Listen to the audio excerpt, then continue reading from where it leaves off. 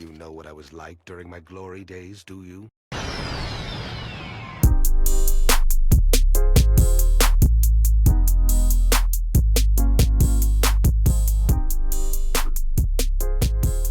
Recording in progress. What's up, y'all? Welcome back to another episode of Tapped In, the podcast where we talk about all the good shit out there, man. You know, we talk about everything. There's a little something for everybody. Everybody. It's your host, Eric DeAndrews, father of 16. What's up, man? And Hulk Hands. How you doing? Hulk Hands, man. How you doing, Eric? Hey, man, I just got my custom pockets in the mail, so I'm good now. You know what I'm saying? Custom pockets for what? Because my hands is too big, man. I rip all the pockets on my shorts, man. Oh, man. Yeah, I'm looking dusty. And who else? We got my man, Alex, James Riley. Yeah, government out there. You know, I got my glasses, got my prescription up. You know what I'm saying? I can see a little bit better. Okay. I see things clearly now. Yeah, man. Like I said, we got my boy Davon here as well. Davon, what's good? Davon. What's good, Davon? Yeah. Yeah. Yeah. And we got our boy Marcus here, man. Marcus, talk to him. Omega in the building. Let's talk about it. Yeah, man. Eric being a broke boy, and Davon is elusive as usual. Yeah, so. Davon's MIA. Eric's updating his computer. This nigga been updating his computer for the last hour. It's just gaslit us. It's just us, man. And honestly, that's all we gotta be. Eric just texted 30% on his update. Bro, that should have been updating for like 30 minutes already, bro. Bro, that's fucking trifling, man. I'm gonna dislike that. Yeah, man, me too. Throw some shade real quick. You know what I'm saying? What's up, man? How you feeling, bro? Man, I'm feeling good. You know what I mean? I've been busy. I've been out in Denver, you know, making art and got some commissions, working on a mural. I feel blessed, man. Getting money to make art. That's a beautiful thing, man. That's truly beautiful. So yeah. How about yourself, man? How you feeling? I'm feeling good, man. You know, this is my first week back from my LA trip. Hey. I guess first full week, you know. So went back to work last week. I worked today, and then I've just been chilling, man. Just at the crib. It rained a shit ton here in Omaha. Bro, Omaha's going through it, man. Bro, it's crazy, and it's getting flooding downtown. And then the power just out like a month ago. Like I was gonna say, your power was fluctuating last night when we was trying to play Smash Brothers. Like luckily it didn't go off for too long. It just flickered on and off, and then my Wi-Fi went on again. But yeah, I'm very fortunate to not still have power essentially. So yeah, I feel that, man. Like Omaha's going through it. I mean, Davon didn't have power for nearly a week the last time. Yeah, bro. A big storm came through, and there's been quite a few big storms out in Omaha this year. I want to say, like this summer. Dude, it's been raining a fuck ton. This is like the most rain in a summer that I can remember. And I remember one year when I lived in Lincoln, it rained a bunch down there, and there was a bunch of flooding down there. I think it was like 2015, but it's definitely like the longest it's been since then. Yeah. What's the situation with the cops at your neighbors, man? I'm trying to figure out, they got the flashlights on the ground. I don't know what they're looking at. Holy shit. Yeah, but I don't see anything on the ground. I don't know what the fuck they're doing. Is it dark out, or it's the sun is setting? You can still see, but it's gonna be dark in 30 minutes though. Jesus. Yeah, but I guess you want to talk about our travels a little bit? Yeah, man, let's talk about the travels, man. Let's indulge a little bit, because me and you, we've gone on some trips, man. Lifestyle, yes, sir. Yeah. Let's talk about LA first. And then we can get into NOLA some. You know what I mean? So I was in LA last week. I left Thursday, got back on Tuesday of this week. So not even a week ago, I was in LA. And it was a beautiful trip, man. I went up there for the homie's birthday, Cam. Shout out to my homie Cam. Shout out to Cam. Cam McClarty, man. Doing it big out there. One of the most creative dudes I know, and kind of pushed me to get in my creative world myself. So I owe him a lot for that. Absolutely. But yeah, bro, we went out to Cali. Me and Lala, his cousin, we both flew out there. Shout out to Lala. Yeah, shout out to Lala, also a creative as well. Definitely tap in with her. Yeah. But yeah, he got a place in Hollywood, so that's pretty dope. Like West Hollywood, so not like where the main shit is, I guess. Like all the stuff, like it's on the other side, but it's a really nice location. You know, that's so where is that at, like geographically speaking? Because I know Hollywood. Yeah. And I know like kind of the neighborhood around that. So then West Hollywood is it like up in the mountains or what? I think it's in East Hollywood actually. Okay, East Hollywood, not West. But no, it's not in the mountains. It's still in the city. It's probably like 10 minutes from downtown. Like you can see all the hills, like from his apartment. You can see like the Hollywood sign, just depending on where you're driving and stuff like that. But no, it's still in the city. Like I said, 10 minutes from downtown. I want to say like maybe 10 minutes from Echo Park. I think that's where we stayed when we went to LA, right? Yeah. Man, we stayed at Echo Park. Yeah, that's what I thought. What was that? 2015? Yeah, I want to say like 2016. Was it 2016? It might have been 2016. We weren't 21. I want to say. I don't think we were 21. We were, because we were gambling in the casinos in Las Vegas. Oh yeah, because we did. We just didn't go out. Yeah, well, and that's partly because we didn't budget for it. We went with Forrest because 2014 I was turning 21 that summer, but I was in Europe with Yam. Okay. So the following summer, we went on our road trip with Forrest. Gotcha. Yeah, we stayed at Echo Park. We stayed at a crazy ass Airbnb. That shit was fucking weird. It was like medieval, like a bunch of like old ass like rooms. Like I don't know. It was like Middle Eastern. It was like a Middle Eastern tent inside someone's basement. Yeah. Like I had to crawl up into my like your bed room. Like, just like the whole room, and there was like a bunch of weird sitting pillows and like weird billowy dark curtain things that surrounded the room. Like you couldn't see any bare walls. That shit was weird. It was a dope spot though, and that was a fun trip for sure. It was dope. That place smelled, but yeah, that was a fun trip. Yeah. Oh, and bro, the fucking Airbnb in Oakland that didn't have no AC. Yeah. That shit was crucial. That shit was crucial, bro. It was a good trip, but I mean, we were kind of in a lot of ways we were roughing it because it was in between trying to party and be in the city, and then also like we camping stuff. It was like a 2-week road trip, so like a week and a half in, we were all like out of money and shit. It's just like, man, I got like fucking. We ran out of money quick, man. yeah. I mean, it was definitely a learning experience because I didn't budget for that, honestly. Like I just saved up like $1,500. Like, all right, this is gonna have to be enough, and just hoped it worked, or some shit like that. And it did for the most part. I just bought a pair of shoes that kind of set me back, and just like random shit. I would say we indulged a lot during that trip because. I mean, we went to Vegas, man. We was ready for that. We was about that action. Got to Vegas, started gambling. Drank a whole bunch. I mean, we had that bottle. We had like a handle of Jack that we got on the reservation. Jack, yes. That actually lasted us the trip, but we did so much drinking outside of like going to places that. I think that's what helped run it up. Yeah, for sure. Oh, but like a flat tire. In Utah, and in Utah, outside of Zion, that shit was fun, man.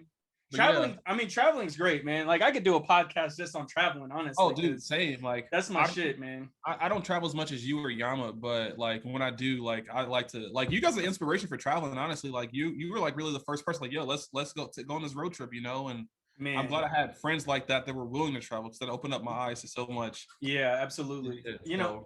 It's so funny because.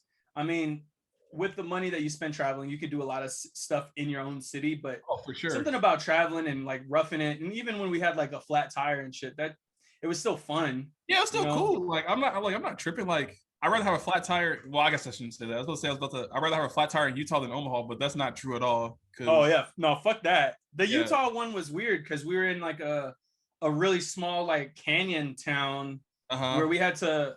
I forgot what we were doing. But we were seemed like a hassle. Yeah, and then but we were outside of Zion. We were leaving Zion with the flat tire, and Zion was the town before Zion was like all bumpy and shit. And I don't know. I think it didn't set us back too much, but wasn't ideal. Yeah, for sure though. But I guess back to the Cali trip. So I guess for backstory for the people, that road trip me and Marcus are talking about, that was my first road trip, and that was the first time I went to Cali. So this is my third time, this most recent trip. So Yeah, in Cali, man, it was cool. The weather was perfect. It was like in the mid 80s the entire time. Like, Bro, that sounds so nice. It was perfect, bro. Like you wake up, it'll be like 60 degrees. Like you need a jacket and like jeans on, but then it'll get like warm by the time like midday. But then like starts, at night, yeah, get right back cool and shit. But had Cali's just a cool place, man. Such good vibes. Bro, on God, like literally just walking around downtown LA, just like smoking weed openly. Like you can't beat that, man. Just like I just love that like rebellious behavior. Just like I just felt free out there and shit. Like yeah. It was interesting because it wasn't as busy like downtown as when we went, and I think partially of that is probably because of COVID. But I didn't notice that many people like walking around downtown, like because I felt like when we did, it was like packed like everywhere downtown. Yeah. It wasn't as bad as I remember, which was interesting. Also, LA has such a large downtown area. Yeah. Like I always have a hard time just trying to comprehend the downtown area of LA because when I had gone a couple of years ago, not during the road trip, but when I was down there seeing the homie Quinn, I was at the LACMA, right? That's like kind of downtown, I think. And I was going to another place that, you know, on the internet said was downtown. So I was like, oh, I'll just walk. But then the walk ended up being like an hour and 40 minutes. Yeah, so I had to like Uber halfway through it. But downtown LA is tight. You know, it's always got some shit going on. I feel like for sure. It was definitely Go ahead. I was gonna say like, but this trip was definitely more chill than like the previous times I went to LA. Like when I went with you, it was kind of wild. And the second time I went with Cam, just me and Cam, that shit was really wild as well. Seen a bunch of crazy shit, but this one's definitely more tame. I don't know if it's because we weren't out and about like that, and I didn't really see as much as I normally would see, but I don't know. It was chill though. Like we went to the museum and shit, contemporary museum. So like some Man, y'all saw Basquiat's, Jeff Koons, Roy Lichtenstein, I think that's how you pronounce his name. Roy Lichtenstein, that's my guy. Yeah, it was cool though. Big pop art artist right there. Yeah, it was interesting though. I think I talked to you about this, that some of the bars out there require like a vaccine passport. Which is interesting because it's not like a state law or like a city law at this point, but some of them are just like being proactive, like you need this card to get. So that was cool. And that's crazy because I think when you were out there, that's when I had first heard that New York was starting to implement that. Exactly. And I hadn't actually heard that LA County was doing anything like that. Yeah. So that's kind of crazy. I mean, obviously, you know, like Delta is ramping up. It's a big thing. There's lots of breakthrough cases and stuff. So it makes sense. It just, and like you said, like the downtown, I still think people are, a lot of people that would be out are still being cautious because of COVID, you know? For sure. But yeah, bro. How was New Orleans though? New Orleans was great, man. You know, my shorty Alyssa Mora, big ups. You know, she flew me out. You know what I mean? That boy is love, man. Yeah, I'm in love, man. And we went with we went with the homie Yam in Sydney, and it was dope. And you know what? Going back briefly and speaking to sort of your experience about like the first time LA is wild, second time is also wild. This second time going to New Orleans was far less wild than the first time, you know, and I think that's just sort of to be expected when you go to a city that you've been to before, you know. And you're less tempted to sort of do the more crazy shit. You're not trying to like pack your trip in with everything that you can see. You've been here before. And I mean, I also went like during spring break the first time with like a large group of friends, and you know, we were all drunk and doing drugs the whole time. This time was a lot chiller, which is nice, honestly. Because in the spring it's nice because you can be out, but the summer was fucking hot, man. I mean, it was 90s plus every day, plus humidity. I mean, and we did a lot of walking, but it was better that we didn't like do a bunch of day drinking and get dehydrated early and then be knocked out. we tried to be pretty we tried to do as much as we could without like infringing on us being comfortable, like there was a lot of naps. We stayed at a pretty dope Airbnb that sort of overlooked a part of downtown. So we were right off Canal Street. So Canal is like sort of this main street in downtown New Orleans where the French Quarter is right next to it. Mm-hmm. But on Canal, you have a bunch of like streetwear shops, a lot of really cool sneaker shops, and some of the bigger hotels, and I think the Orpheum Theater and a lot of theaters. So it's like kind of like a main artery of NOLA tourism, right?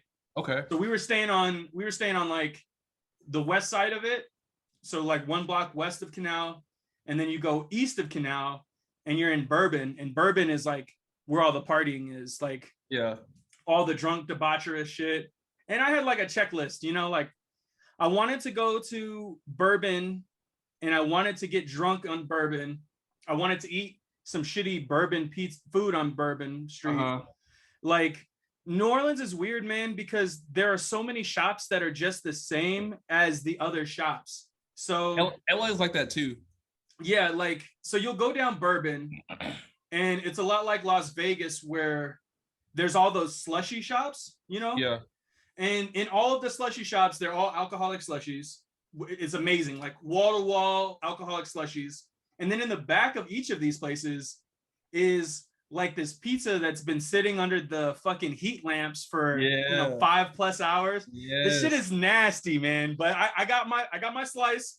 I got my slushy each day, and you're just like fucking overwhelmed with fucking sugar, man. Like the first time I was there, I had so many slushies that I had like this crazy reaction when I was like crashing off of the sugar. And also one of my homies had just gotten like fucking not kind of robbed, but like he had gotten scammed basically, you know what I mean? We know the homie. We big ups to Lord Donyon, man. Can't take that man nowhere. But oh man, Don is funny because when we go on trips, like me and Vince, we always just sort of let Don do what he does. You know what I mean? Yes. And it's like, what kind of fucking hijinks can we get in if we set Don down in a place, get him liquored up, and see what he does? See the night you know what I mean? Man, like the first time I was in New Orleans, it was me and Don. We had gone there before everyone else. We were staying at a hostel. Day one, fucking, we were in one of those places with the shitty pizza and the slushies. Don goes into the bathroom, comes out with a fucking dime bag of Coke. But it was like wrapped up in a fucking Kleenex and then rubber banded around. Got back to the hostel. Don tries to do a bump and fucking like recoils in pain and horror. And he's like, oh man, I don't know what that is, but it's not Coke. And I like look at it and it's like the sharpest white substance I've ever seen. I was like, yeah, this is not. You should have looked. It tasted like salt. It was probably salt. And yeah, I mean, I could have like a podcast where I just go through all the crazy shit that we've had to deal with Don drunk around us. But yeah, this trip was tame. It was a couple's trip. The main thing was we ate good, man. Like, yeah.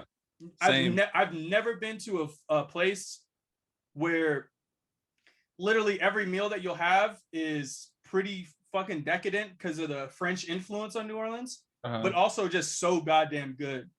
Like we touched down first thing and we went to brunch on my birthday Saturday, and we went to this place called like Bearcat or something, and I got like a plate that was hummus, cauliflower rice, and trumpet mushrooms, and it was fucking phenomenal. Like, and I can't even begin to explain because it's like I fuck with hummus heavy. I thought I didn't really like cauliflower, but I've been eating more cauliflower. That shit's good. And then I've been kind of in this whole exotic mushroom phase where I'm really like trying to eat a bunch of different types of mushrooms because mushrooms are the future basically. But it was just like a really good meal. And then we continued to eat well, you know, like Yeah. we had a lot. I had duck pasta for my birthday dinner. All the seafood. Wait, you know, duck pasta? yeah, it's like duck ragu pasta. I don't know if you fuck with duck, man, but I've never had it. duck is like decadent. You know, it's definitely a bird, because it's a little gamey. Mm-hmm. But I fuck with duck. I'm a big fan of duck, and this duck pasta was fucking good. It's decadent though. If you go to a place with duck, man, you know it might be a little bougie. Okay, you only live. That's you know. That's one of my favorite things about traveling is just like, you know what? I can't get this type of food where I live at currently. So I'm gonna go to fuck it. It's an experience, you know, like why not get stuck in New Orleans, you know? And that's kind of why I enjoyed LA a lot this time because I was there for 4 days. So and then going with Lala, she's straight vegan. So like that opened up to me just a bunch of vegan food that I would never normally eat. Oh yeah. So like we went to this one place called Lettuce Feast LA. It's like a food truck that moves around. And this is probably like the best fucking vegan chicken sandwich I've ever had in my life. Like sauce properly, like warm, crispy, like tasted just like fucking chicken, except it's vegan. The fries are fucking fire. And yeah, like we had this vegan Thai food too. Mm-hmm. That shit was pretty good. So I had some yellow curry Thai. We also went to this vegan soul food restaurant.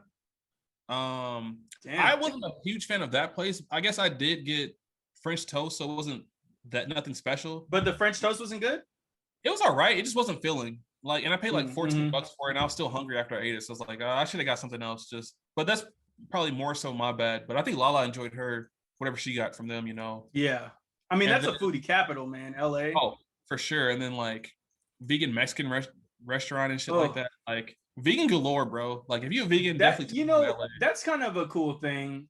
No one immediately around me is vegan, but I definitely think there's a lot of good vegan food out there. Oh, there really is, dude. Like it's crazy. Yeah.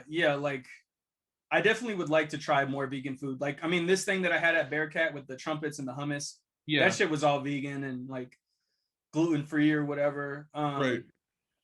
And it's kind of like a cool transition into a world where we can be more vegan and vegetarian, because I would have no problem with that.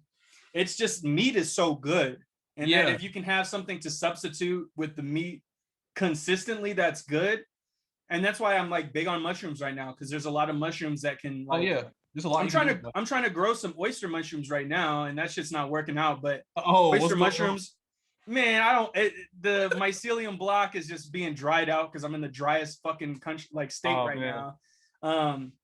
And so I'm not getting any like spores growing. But ideally, if this shit grows, I'll have like a harvest of mushrooms that is close to like shrimp or scallops in texture and taste. Yeah, and you know, like that's fire, you know. Yeah, for sure. The cool thing about mushrooms, I mean, aside from me not being able to grow them, is that they're supposed to be super easy to grow. And so there's a lot of like urban farmers that are like pushing this mushroom movement, because mushrooms are, for one, super healthy for you, and then also they're just good, you know. Like they taste good depending on what mushroom you have. Yeah, drink that shit, nigga. Yeah, man, you know. I got my citrus cowboy right here. You know, I got my hard seltzer grapefruit. I don't know who left this in my house, but I appreciate it. Hey, big ups to y'all. Yeah. I'm working on a like a illustrated drink booklet. So I'm slowly trying to create new drinks, you know, and then have like a cool illustration next to them in the book, and that's fire. Have like a handful of drinks. Yeah, that's super fire. Yeah. I think it'd be dope. You know, that's, you know, with traveling, there's two good things that you can definitely get from traveling, which is you can get cool drinks, and especially if you go out of the country, you know, there's always like an alcohol that kind of dominates a country. You know what I mean? Like in Peru, it's like pisco sours. In Colombia, it's aguardientes. Brazil, cachaça. You know, like most countries, if they have their like very specific to them alcoholic beverage, and I love that. And so I'm just trying to, you know, do something with that. But also they all have their own food, which is why, you know, traveling is so important. Oh yeah, for sure. Part of the cultural exchange is like getting different foods, drinking, and like getting to know people. Which I'll be eating on. Yeah, you know, it's like a big thing. I was watching I don't know if you ever watched Anthony Bourdain's show. But like the late and great Anthony Bourdain did like travel shows. He did food shows. First and foremost, like they were probably pitched as food shows. Yeah. Where Anthony Bourdain, a chef in New York, would go and he would travel to different countries and he would eat food there and he would eat with locals and he would drink with locals. And Anthony Bourdain was just like such a real ass dude that he had no problem just getting fucking wasted at these like things. And so like half the time he'd just be wine drunk and talking about food. But also when you're sitting down in a country and you're drinking and you're eating, you end up like talking about everything, you know. It becomes like a whole cultural exchange, right? You know, like the food comes from, you know, was originated because a colonial power made like a big gap in wages, and so the poor people ate this, the rich people ate that. And then the poor people's food, in most cases in colonial countries, the poor food sort of becomes a delicacy for that region anyways. So like if you go to a country now, you'll get some food that's considered, that was originally the poor people's food, but now it's just everywhere because it's ubiquitous in that culture, you know. And that's the part of the main reason why I like to travel, is because there's such a big cultural exchange that you can have while eating and drinking in different places. For sure. Like I feel like that's where you get some of the most enriching experiences, even if it's just like 100%. Bumping into someone drunkenly at the bar, you know what I mean? And they're like, hey, where the fuck are you from? And you're like, I'm from like America. And then they're like, oh fuck yeah, man. And then you get to talking about politics and like the geopolitical situation. I love those type of situations. And that reminded me of a time, the second time I went to LA, with just me and Cam. We were just like, it's like a random ass Thursday, just trying to find something to do. Like we were downtown LA, it's kind of nighttime, just like walking from like bar to bar, just trying to figure out where the scene is. And then we're like looking up like random hip hop bars or whatever. So we found this one bar.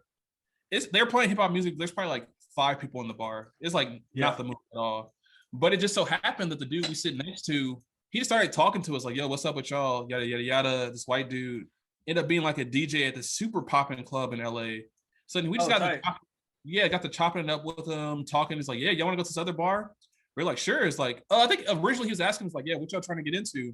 It's like, yeah, man, we're not from here. We're just trying to find like a cool hip hop spot. He's like, yeah, I DJ at the spot. I mean, it's usually pretty lit on Thursdays, and I can get y'all in for free, and we can cut the line. And then me and Cam was like, this is bullshitting us. Like, man, you're not about to do all that. Like, you just met us. Like, why? Sure enough, he was like, bet, I'm about to call this Uber. And then, sure enough, he called the Uber. Uber pulled up, takes us to this other bar. Fucking line is wrapped across the fucking like building, bro. And then we're just like walking up, cutting like probably like 80 people in line. I'm like, shit, is this really about to happen? And then like he sees the bouncer. He's like, yeah. He's like shaking the hands, like, yeah, bro, what's up? And then he's like, yeah, they with me. And then we just got into this fucking bar. Hell yeah, and man. Like, he had like a little table and shit. They were like doing coke, like in this little secluded area and shit. It's like something LA, dude. It's like, y'all want some? I'm like, oh, I'm cool, bro. And then I just so happened to lose my phone that night in the Uber. So then like in the middle of the bar, I'm like, yo, fuck, I don't have my phone. Like, so I'm like in my head, I'm like, bro, I gotta go get my shit. Right.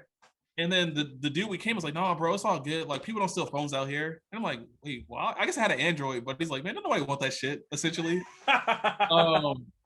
He's like, man, whatever. He's like, you know what? You in LA, just have a good time, bro. We'll get your phone later. And I was like, fuck it. So then just ended up getting drunk and just had a good time. And I got my phone the next day, whatever. But that's tight. Yeah, bro. Definitely an experience, man. Yeah, man. That's what it's all about. And you know, I'm not like a big supporter of, oh yeah, you got to get drunk in places, but you gotta loosen up in places and sort of be sort of like you gotta be open to stuff. Yeah, and let loose a little bit. Yeah, like you know, I love staying at hostels and I love backpacking abroad and even in the States because that's sort of opening yourself to more opportunities. You know what I mean? Like when I went to New Orleans the first time, me and Don, we stayed at a hostel.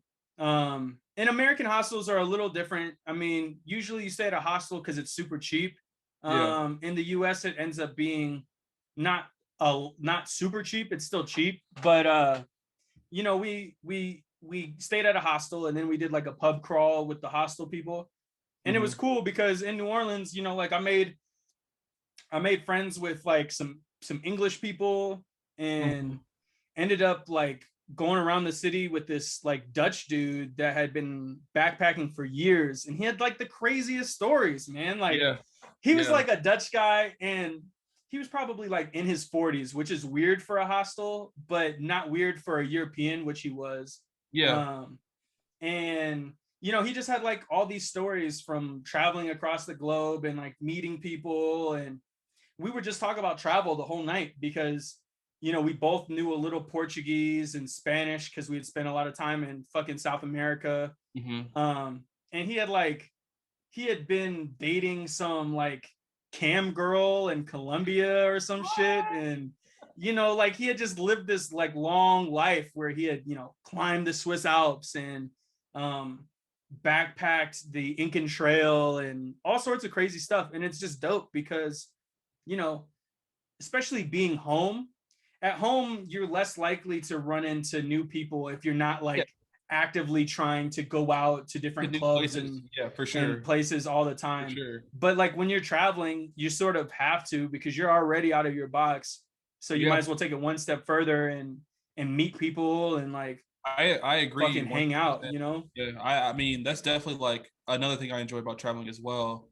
It's just like even when I went to Denver, you know, like I know all you guys out there, but it's like still like newer to me, even though I've been to Denver like so many times, you know, but we still did some different shit. And I met some cool ass people out there too. And then same with LA. Like LA, I met some of Cam's homies. So then now I have like some other points of reference. And I ended up going out to the bar with Cam's homie because Cam and them didn't want to go because they were like, I mean, they were kind of tired because we were out all day and shit.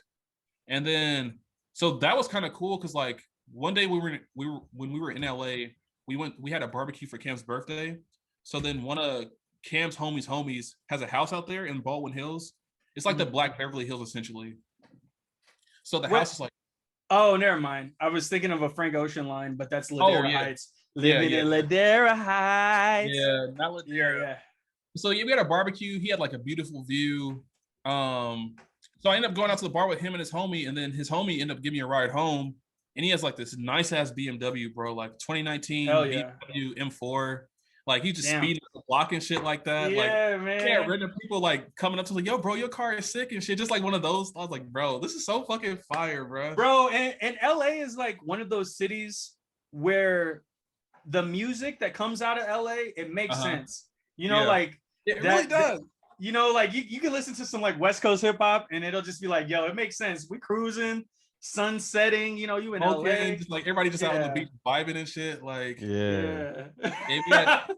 we got Davon here. We got Davon. Talk to him. I thought Davon would have been here. And he ain't responding in the group chat either. Y'all started up. Am I hopping in the middle? What's going on? Actually, right at the middle. Yeah. Right at the middle. Oh, y'all finished the first topic. We're about 35 minutes in. So we talked about travel since it was just me and Alex. Yeah. That'll be cool to go back and listen to later because I wasn't here for it. It's a good combo. We got Eric here, y'all. The Dark Matter Daddy. Looking lavish. House flooded as fuck. Is it? Carpet soaked. Hey, okay. Mildew growing. Tell me if I can hear this sloshing. No, dude, that's fucking yeah. That's fucking nasty, dude. Yeah, it's fucking nasty, but guess what? I can't do shit about it but cry. Are you gonna get like discounted rent or anything, or like they're gonna have to do something? Bro, Eric, they're going to have to replace. You need to give me your landlord's carpet. name because I need to talk to them. They've been on bullshit. They've have been on bullshit the entire time I've lived here. they're going to have to replace all my carpet because this shit's gonna mildew, and I'm not trying to sleep in a stinky ass mildew room. Hell no. And they gonna have to fucking reimburse me for my TV. Did your TV break? It's broken. What happened? Because of the it was already flooding? broken. No, it was already broken. Yeah. They just got to reimburse you. They're gonna reimburse me for it. Flood ruined it. I saw it. Like this shit's crazy. Yeah. Like, why is my room flooded? This is nuts. Dude, I'm sorry. Did you see those fucking videos of like downtown flooding and shit like that? I saw that video of that elevator filling up with water and in Omaha. Yes. I saw that shit. Scary as fuck. It was like 4 people in an elevator, and it was like filling up with water. But I also heard that they went down there willingly. What? So they weren't like trapped. Like they took the elevator down there knowing it was flooded to see what it was like. That's what people were saying on Twitter. I don't know if that's true. I don't know if that's true, but that's what somebody was saying on Twitter. I was like, oh well, I don't know. I didn't see anything about it on Twitter. I doubt they died. No, I don't think so. That's dumb. Nuts. I can't believe how floody it was, though. That shit was crazy. Yeah. You know what? But it's not surprising because as long as we've been alive, the old market has always been floody. Has it? Yeah, I remember going down there in high school, and like you couldn't even go next to the riverfront a couple of times. I remember because it was we had like a really bad rainstorm. So like we had a bad rainstorm, and then I think like somewhere in Minnesota they like opened up a dam, so there's like a shit ton of extra water in the Missouri River. Oh, weird. Yeah. I remember by that stadium downtown, that baseball stadium. Mm-hmm. That shit used to be always flooded, and it was never a big deal because there was nothing ever down there. Like this is before that before the stadium, before what is it, Urban Outfitters or whatever. Oh yeah. Before all that, it was just like, you know, parking lots and shit, and that shit was always flooding. There's just been some significantly weird storms here in Omaha. Yeah. I don't know about any other places, but Omaha's been getting weird ass storms. Like this is the second flood in like the past like within a few months. Yeah, was the last one last month? I think I can't remember. Oh yeah, I guess it's August now, but like a month ago, I think Davon was out without power, right? Yeah. That was the storm. That wasn't a flood. There was a different flood maybe a few months ago, but the storm that came through here was last month, and it literally blew down every fucking tree possible. It there might have been flooding. I can't exactly remember. My room didn't flood that day, but there was an episode of the podcast where my room was flooded. Do y'all remember? Yeah, where there were, that was a different day. It wasn't the storm day, but that was a different day. Yeah, weird weather here. Maybe we're about to. It just goes to show you that climate change is real. Climate change is real as shit. Cities don't have the infrastructure to support that. Like absolutely. And that's which is weird because we're in the Midwest where shit like this happens. I mean, we're not like hurricane we're not like hurricane prepared, but also if you don't keep your infrastructure up to date, that's also a thing. You know what I mean?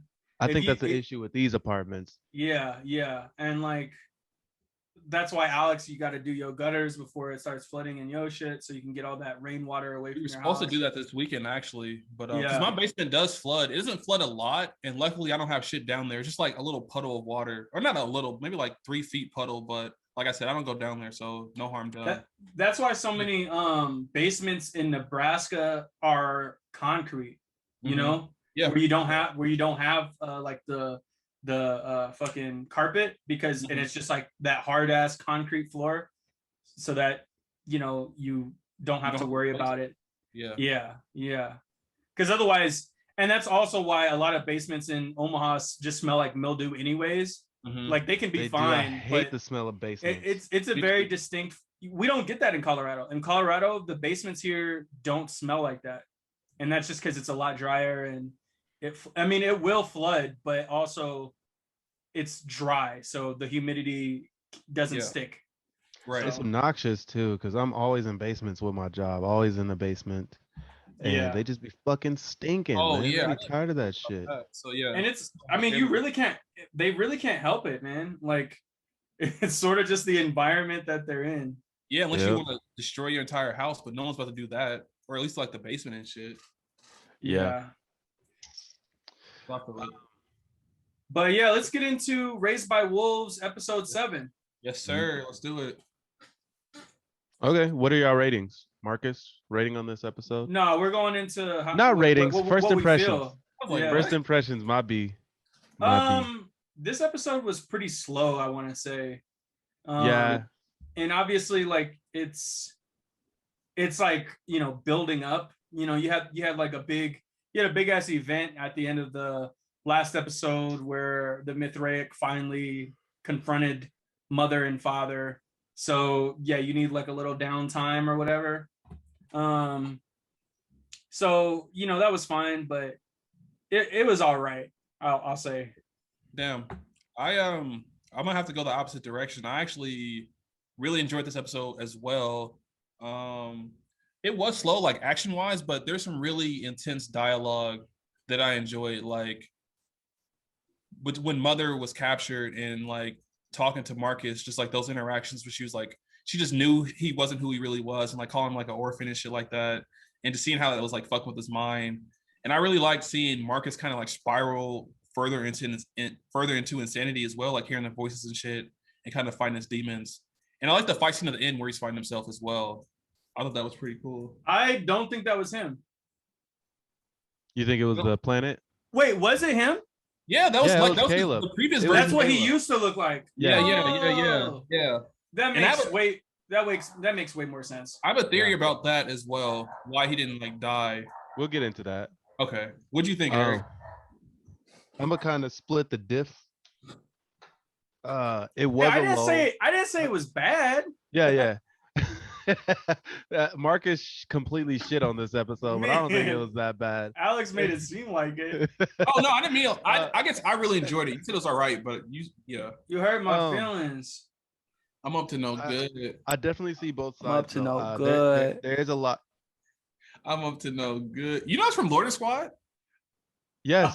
Oh my god. Yes, I know that's from Lord Squad. I didn't know that. I did not know that. That's fucking hilarious. Yeah. But sorry, Eric, go ahead. Spit it out. Nigga, I lost my train of thought. Yeah. This episode. How you think we felt? This episode. What? When you just come in while we talking about travel. I didn't say anything. I was letting y'all talk. Man, your presence popped in, dog. But yeah, this episode was good. I guess compared to like maybe last episode, I would say last episode was better. So I guess in comparison, this one seems like a lull, but I think it was still a good episode. Lots of shit happening, lots of things we can get into. I got plenty of notes here.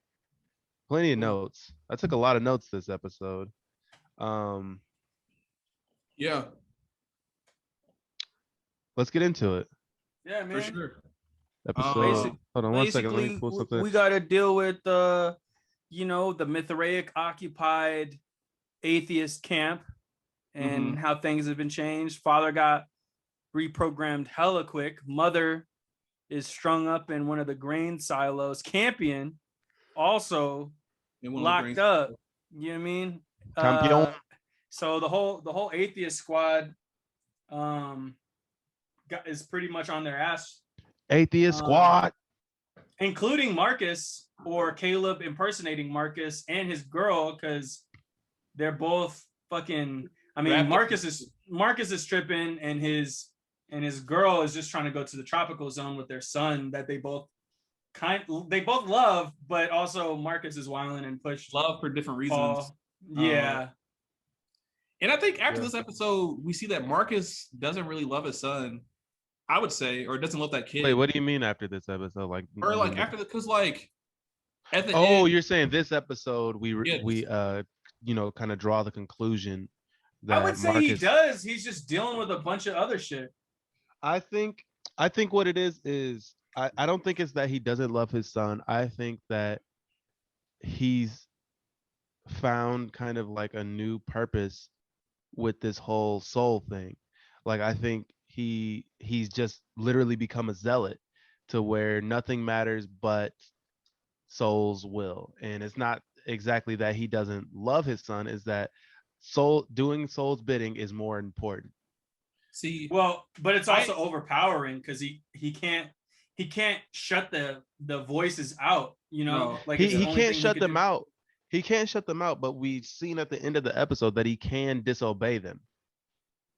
Yeah, because the voice was telling him to let Mother live, and he still, told Father to drop that B. And while we are on this, that's kind of my theory, or like I wanted to touch on that, because I think what I was thinking during that scene was he kept hearing that voice saying to let her live. So I was thinking that if he disobeyed the voice and Mother actually died and Father like let him in the hole, then that person at the end would have like actually like killed him, but because Mother lived, she like climbed out the hole, and that's why he actually survived that attack. That's interesting. Alex, you're smart as fuck. Hey, that makes a lot of sense because it didn't start fighting him until he started disobeying, and he was adamant on disobeying. Exactly. Mm-hmm. That's because crazy. She was trying to think about that. She was trying to air him out. Yeah, that's crazy. Yeah, I didn't realize that either, but that's like a really good point. Mm-hmm. That's a really good point. I guess it didn't really like occur to me what was going on. I was like, oh, this nigga's just about to fight his previous version of himself. What the fuck's going on? That's the only thing I can like boxing. Logically think of, because like that dude appeared out of nowhere and it was himself. So I'm assuming that Soul pulled some strings or something. And then Soul. I feel like we still don't know if it's even Soul yet or what it is. One thing that I wish is we could get like a POV of like Father's view of him fighting and see if he could actually see if he was fighting someone, or if he's just like kind of just like, that's what I thought was going to happen, because we didn't see him actually fighting from somebody else's perspective. Right. I thought that's what we were going to see when Mother climbed out of the hole, but we just saw him with his stomach sliced open, because I guess at that point it would have ended because she didn't die. Right. Which kind of makes me think like, okay, Soul, if this is Soul, I don't know if they're God. Yeah, because like, why would a God want to keep all the atheists alive, or like the next right? Well, and there's that voice that told that other guy to rape the girl, right? Yeah. So I mean, not that we saw that firsthand, but we know that people are hallucinating on this planet, and we know that.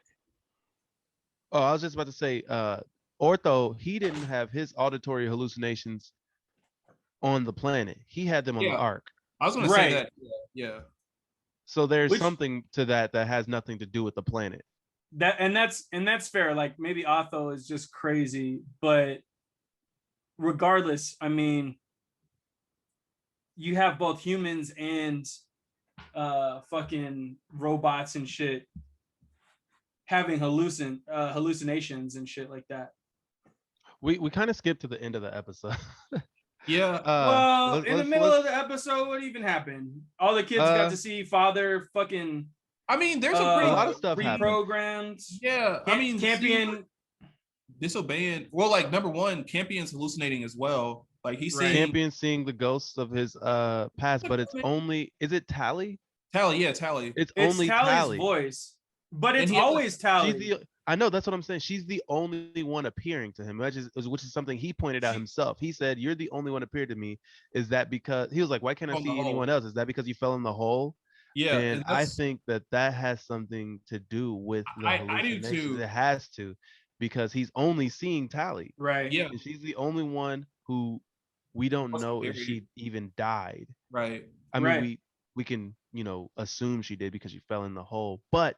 We didn't see that though. We didn't see her fall in the hole, did we? Yeah, we just saw the doll, and then she was missing. We see those dolls all over. Yeah, and the doll was in the silo. True. We didn't see. And that other girl sees Tally as well. Yeah, she does. Pretty much everybody does. But we didn't see Tally fall into the hole, but we did see Paul's rat fall into the hole, and then it came back. Do y'all think that those are kind of like related? I think it has to be. I mean, there's something going on with the hole. They made an inference. They made like emphasis on it falling in the hole, because I didn't remember that it fell in the hole until he literally said it, and I feel like they were drawing attention towards it. He that's when Mother saved him, because that's when he fell in the hole as well, and the rat yeah, and then Mother flew down and saved him, but the rat didn't make it, right? Yeah, I didn't remember it. Yeah. So yeah, I think it would be safe to assume that something's going on with the hole, that if you fall in there, you don't actually die. Yeah, you got. I don't know, like, what's up with Tally and why she's all like demonic now? Or yeah, she was like specifically. She looked normal at first, right? Yeah. She was pretty normal at first, right? But granted, like when she was showing up to people. I feel like we haven't seen her face. Yeah, we did. It's always like right out, like in her hoodie. The android mother saw Tally, and also father saw Tally. Okay, with her face. With her face, so we actually saw Tally. Yeah. Okay. But it's weird because it seems like she's trying to get Campion to kill himself. Yeah, because that thing fell, and then there was just like a noose, and it's like, yo.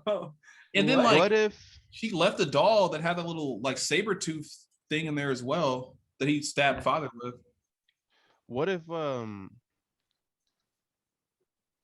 it's like a creature that just took Tally's face, like just a creature on the planet that just because when it fell into the hole, it like took her form or something. I mean, and it's trying to get them to okay.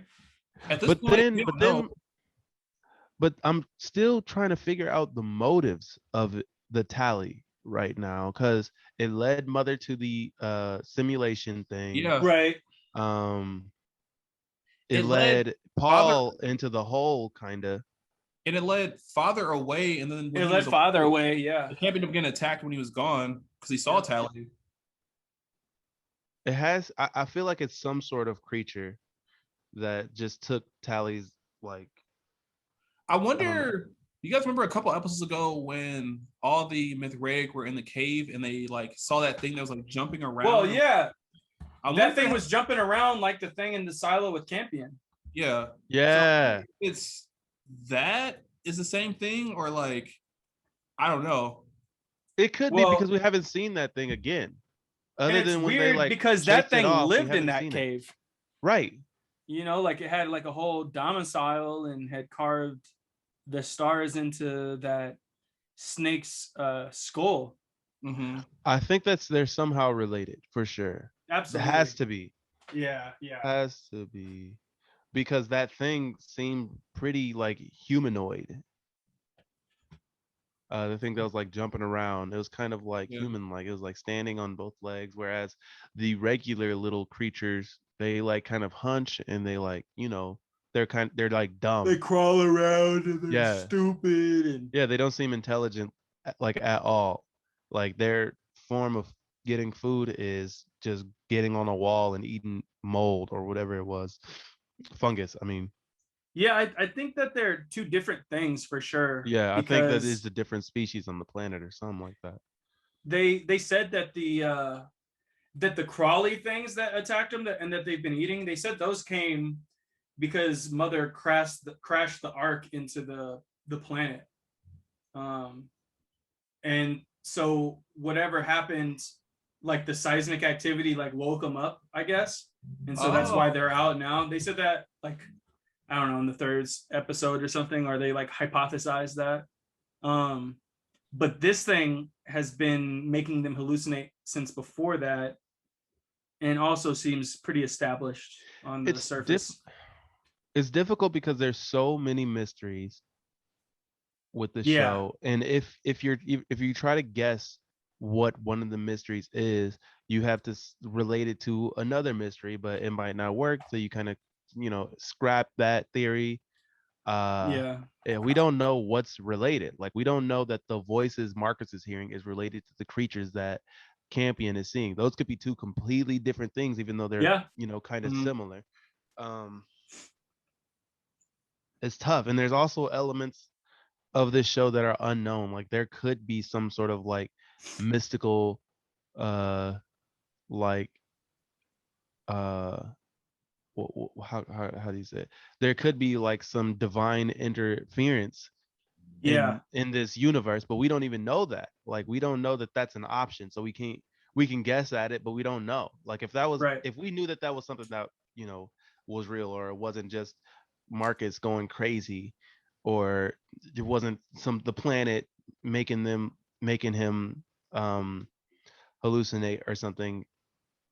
It's hard to, pinpoint where the fuck anything is going. I have no idea where any of this is going. No clue. Yeah, because there's also the Mithraic mystery. Like, exactly. Why so much of the Mithraic, like, Bible and prophecies sort of matches up with the planet? Yeah, what the fuck? And so, like, why is it that you have all these orphans that are essentially about to establish, a civilization, just like in the Mithraic texts? And I think that's kind of what's got Marcus caught up in himself, is because, after that burning rock thing, or the hot rock, he seemed more of a believer in the fact that he was, this divine dude that's gonna lead them to salvation. And that's kind of why his focus has shifted from his son to carrying out this sort of Mithraic prophecy. And that's why he said at the end of the episode, it's not Paul, it's no one else, it's me. I'm the orphan that's, so he's sort of in his own head, and he's like, yo, I'm the chosen one. And see, that statement is why I said he doesn't really like love the son as much, because I feel like before he was only like looking for the son because he wanted to fulfill the prophecy, he's looking for the chosen one. But now that he realized, I don't think he wasn't like that at first, because he was an atheist. He didn't believe any of that until he. But then, why was he so like pressed to get that kid that he had no relation to? Just like because they loved that kid. That's why. That's because they actually built a relationship with that kid on the Ark. Yeah. They spent like they were in the simulation 13 years that's true. with the kid, and so like they love Paul. Like that, it's the same reason the mom wants. It's not his biological mom, but they've grown attached to this, kid. This kid, yeah. And it definitely seemed like they loved him while they were on the Ark. He was getting he brought him the rat. Yeah, he gave him the playing rat. with him. That's true. Yeah, we saw a lot of their relationship sort of start, and that's why I think it was hard for them to give it up. I think it did turn into him, just trying to get him to, protect the prophecy or whatever he was trying to do. I think that's what it turned into, with him becoming this like prophet or whatever he is or thinks he is. But again, another thing is I feel like Mark has had a really huge personality change. Aside from him becoming like a prophet, he's acting different. Like, he's cold towards his wife, which he never would have been before. Like, he would have never done that. And there's no reason for him to do that, because he could just be like, this is how I am. Like, this is how I feel now. This is what I believe now. Instead of just being cold to her for assuming apparently no reason. And did he hit Paul? He pushed Paul. Okay. Yeah, and that's another thing that I don't think Marcus would do. So I feel like that's because he was in distress. He was trying to silence the voices in his head after Mother had rattled him, Yeah, whatever the voices is, they keep making him hallucinate. And they're definitely. Well, I guess that's a hallucination in itself. Game. Yeah. So yeah, he's losing it for sure. Yeah, I'm really curious to see where the fuck this is going, and also why does this voice want Mother? Like, why does it want Mother alive? Why does it want her alive? Yeah. Yeah. I don't know. I think she's gonna get her eyes back. Her Byakugan. Probably. Yeah, I would assume that she would. That would make sense. Did y'all were y'all happy to see that father was alive? I was, yeah. Before they made the one black droid a slave. Yeah. He's still in there somewhere. Work. He is, like, it seems like he keeps twitching in his finger. Yeah. I thought he was doing Morse code. I was kind of thinking that too. When I saw his finger twitching, I thought he was doing Morse code. Yeah. And I thought, because I think he was doing Morse code, because he was tapping his finger and then they show that genius black dude. They show him do something. I can't remember what he did, but I think Father sent him a message, and I think he got the message. Maybe or maybe it was unrelated. They showed his finger, and then the genius black kid like passed him and like looked back at Father. So maybe, I don't know. I didn't catch that. Right. It seemed significant, but I might just be. I definitely think he's still in there just by the fact that he saved Mother. Then Yeah, for sure. So that's why I think that he's still in there. I think he's sending messages. Mother's whack as fuck. She was like, he's my equal. Like I'm just like, all right, you've been treating Father like shit for the last couple of episodes. How you gonna say he's your equal? Yeah. Right. And she was like kissing up to him and shit after treating him like an asshole for the past whack. Because you wanted your fucking life to be saved. Come on, Mother. Like, you not important. Campion kind of showed out this episode. Like I feel Campion. He did, but not in a negative way.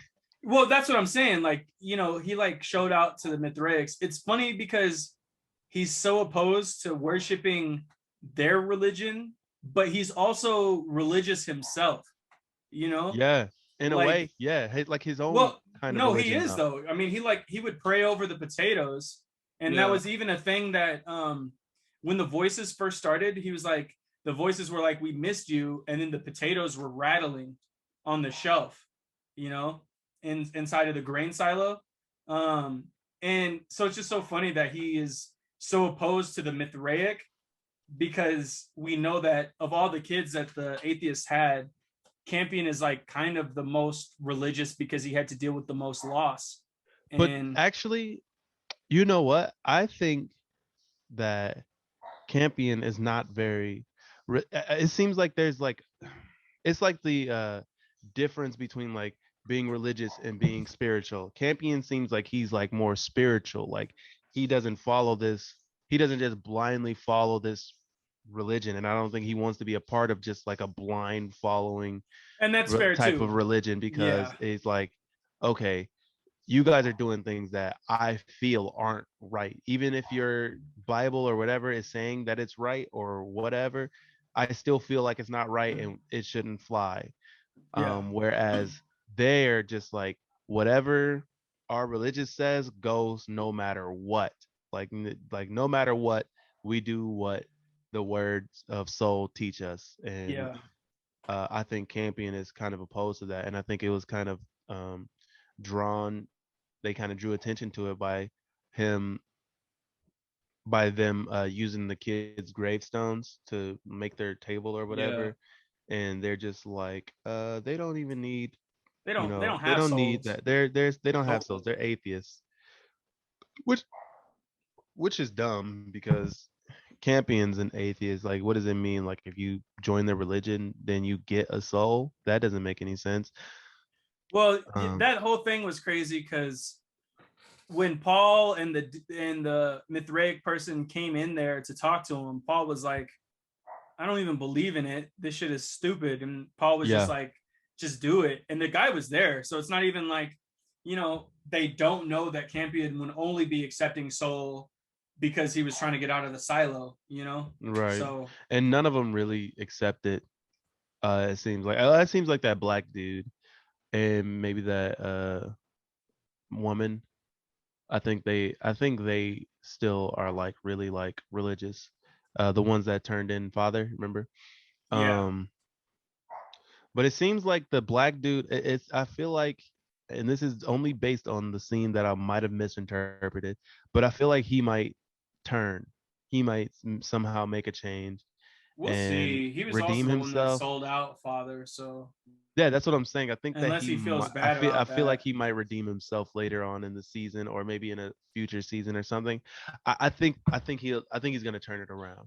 I think maybe he feels bad about Father. Not sure. Is there going to be a second season? Have they confirmed that? That I don't know. Let me see if there has to be a second season. This show, well, but there doesn't have to be. If nobody watched the show, they're not going to do a second season. I think they did confirm a second season. Okay. I think. Let's see. Yeah. Oh. Wait, no. Second and third? Wait, what? This can't be right. What? Oh, this is not the fucking show. There's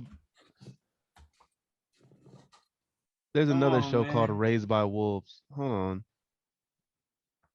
How do I specify? HBO. Yeah, just look up Raised by Wolves, HBO. Is it HBO exclusive? Yeah. Huh? Okay, Raised by Wolves season 2 release date. Blah blah blah blah. When is the release date of Raised by Wolves season 2? When deadline? It's going to be sometime early next year. So I guess they're confirming season 2. Okay. Season 2. Wait. Alex, you need some light, man. I can't see a goddamn thing with you, man. Hey, don't even trip, man. I just have to switch the web browser. The director Guzikowski says he wants 5 or 6 seasons. He wants a 5 or 6 season story arc. See, that's for, what I was saying. This show. Last episode is that the story expands over 5 or 6 seasons, so there's probably a lot that we don't even know. You know what I want to see? Book? I want to see a time skip. That'd be interesting. I feel that coming for sure. I want to see that city being built and having to deal with the continuation of the atheists versus the Mithraic as their civilization evolves. You know, I'd actually love that. I feel like if I don't know how this season ends, but I feel like the future seasons or episodes have to be completely different from what the show is right now. Like, and then even then, this show has changed so much from the first episode. The first episode is them trying to survive. Then it turns into conflict with the Mithraic. Then it's just constantly changing, and it's such a huge world, so much to learn, so many mysteries, so much shit. I'm actually really glad we did this show. It's super good. Yeah, this show's fucking dope. Yeah. Should we go into ratings? Let's see if I got anything else. We got Tempest rejecting the religion even more. Yeah. Campion hearing voices. Yeah. Voices want Campion to kill. Wait, did they want Campion to kill Father or kill himself or both? They told him to kill Father too, but they also revealed a news. Yeah, this shit racist too. They said kill Father and be released, or I forgot what they said. They were trying to make a deal with them. They're like, if you kill Father, all your problems will go away, essentially. But man, whatever, dog. And then they told him to kill himself. She said, "Join us." She said, "We miss you. Join us." And I guess the only way he can join them is if he dies. So that's interesting. Yeah. Let's see. Marcus trying to kill Mother. Yeah, let's do the ratings though. Marcus versus Caleb. All right, let's get into the ratings. Marcus, what do you rate this episode, partner? Wait, real quick. Who hosted this one? Me. You did? Yeah. I leader. I mean, I introduced us, but that's what I meant. We just got to talking. That's what I meant. What's your rating, partner? 7. Mm-hmm. It was an all right episode. You know, lots of exposition, lots of weird shit. You know, at this point, there's more mysteries than actual content. You know. Yeah. I agree. We've it's kind of overwhelming. We've crossed the threshold where each scene focuses on a different mystery and does nothing to actually answer any questions that we might. Whereas in some shows, you know, you'll have this mystery ongoing, but another mystery will wrap up. None of our mysteries are wrapping up. They're just getting weirder for everyone. So confused. Yeah. So yeah, you know, I gave it a 7. Which is funny because sometimes when I get overwhelmed with like just a show just being mysterious for the sake of being mysterious, it kind of bothers me because I'm like, okay, can y'all start to answer some questions? We're in episode 7 and we're still not answering shit. Like, yeah, we're 7 episodes in and we don't know why there was a hot rock on the planet. We don't know shit about the hot rock still. Man. Alex, what was your rating? I'd probably give it a 7.5. Like, it wasn't the best episode, but I did enjoy a lot of things that we like kind of talked about in this episode, like seeing Marcus go crazy, the fight with himself at the end. Go crazy, go stupid. Yeah, but yeah, Marcus was the best episode, but it was pretty solid, and I did enjoy it. So yeah, 7.5. Gotcha. I also give it a 7.5. Like Alex. A lot of I enjoyed the episode. I think I just enjoy every episode, honestly. It's an entertaining show. It's visually stunning. Yeah, you like it. I do. I love it. I don't think it's visually stunning, and that's part of the reason why I have a hard time watching it. You don't like all the gray? No. You don't like how gray it is? Nah. I like it. I like how everything's gray. It drives. I like colorful this shit. This planet is fucking desolate. They need to hurry up and go to the tropical zone so we can get that. Man, the tropical zone don't even exist. That juicy ass. I'm trying to get that juicy filter. Juice. I want greens and reds, and I want fucking jungle vines. Fuck all this desolate, rocky shit and poor crop rotation and holes. I hate it. Carcasses. Fossils. But we don't even know what the tropical zone gonna look like. We don't know what it looks like. It's tropical. Tropical for Earth might be different for tropical on Kepler 22b. Nah, tropical is a descriptive word. It can only be tropical. Tropical just means like life. Yeah. So there'll be more than just these rocks and dusty shit. I know. I'm just saying it might not. I'm just saying it might look different from there's gonna be monkeys tropical zones. And you don't know if there's gonna be monkeys and you don't know little pygmy animals. Hey, why are you making shit up? And birds. You all cap, man. Hey man, y'all don't even know.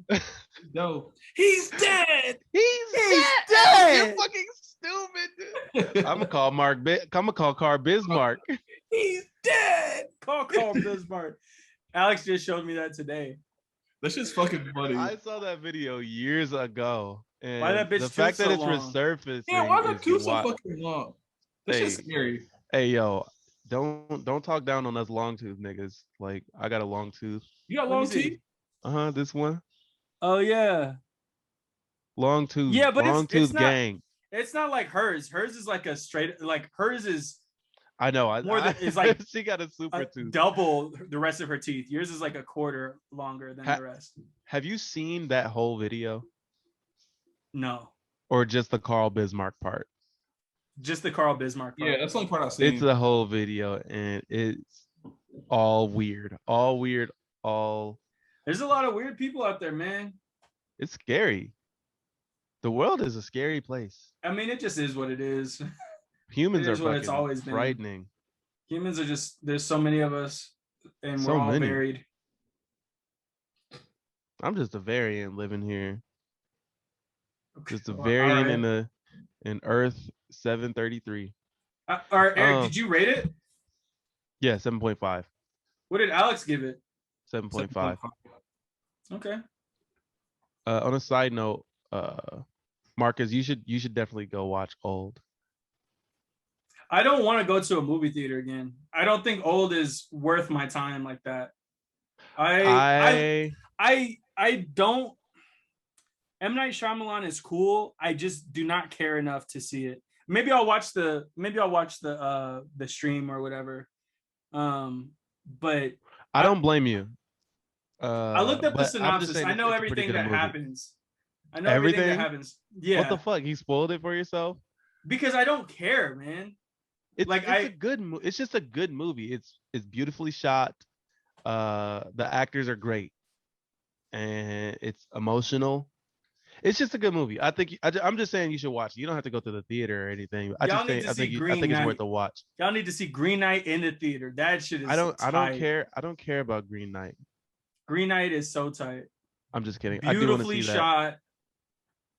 Did you ever watch Tale of Tales, Eric? I don't know what that is. Tale of Tales? I thought we watched it for the movie club that I was in with you for a while, but Anyways, it's a lot like Tale of Tales, but it's Green Knight is just good. You know what's funny? I'm pretty sure you suggested it, but it died before we got to you. Yeah, I'm pretty sure I did too. Yeah. But that's the pod though, y'all. That's the pod. Thanks for tapping in one more time with us. Keep it coming. This is episode 24. 23. We just dropped episode 21. So let's see, 22. 22 is the last of that. And then 23 is the one when we got back. So this is 24. It's episode 24. I hope we're not wrong because we're going to be looking real stupid saying that this is episode 24. I'm not going to be looking stupid, man. Dude, looking stupid is a state of mind. Last night was so funny. I was still laughing about that shit for like 30 minutes after I left. That shit was so funny. What happened? You didn't see when I shook X's hand and my hand was wet. Oh yeah, this shit was funny. Dude, we were outside and it had just rained and X was like holding his hand out to shake my hand and I like scooped up some water and I shook his hand. Bro, you were so Why? It was just funny. It was so funny. What X say, man? It was like it was just like, nigga, why your hand wet? Valid question. I did the same thing to Davon. Davon was like, I'm not shaking your hand no more. That shit was fucking funny. Also, I showed them that song Bash Bandicoon. This song is so fucking weak. Bash Bandicoon? It's by Zaloopers and Danny Brown. It's bad. Who the fuck is Zaloopers? He's I think he's on Bruiser Brigade. I think he's dope. I like Zaloopers. Is like Danny Brown's label or whatever you want to call it. I didn't know he had a label. That's crazy. Yeah, Bruiser Brigade. Also that song, but Marcus, have you ever heard the song Jumpman Force by Comethazine? No, but I need to listen to it. That song is so tight. When that shit drop? That shit is weak as fuck. That's the worst song I've heard. I think it's an older song. It's off of Bosky 4, I think. What is he on now? Your bitch to some Nike shorts. That song is Marcus. You gonna be that mad. Song is fucking tight. It's only a minute and 24. Here's my live reaction. I'm a rich nigga. You a whole lot. Oh, my reaction. Oh my Please. God. Oh God. For some reason, it's not playing. Thank God. Just some Nike shorts. When that shit started playing, dude, I fucking. Here's my live reaction. Is it gonna play so all of us can hear it? Oh, only the headphones.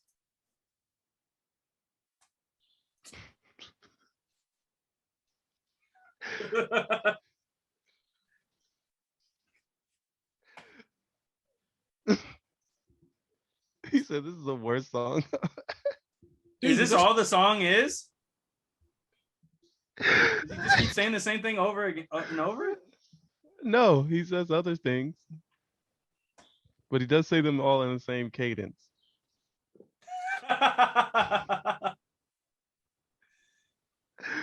Holy shit. I don't count money. That's what my bank teller's for. I'm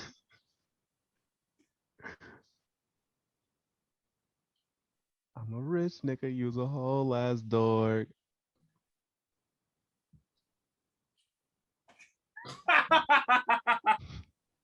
Wrists look like water, like I got it at the shore.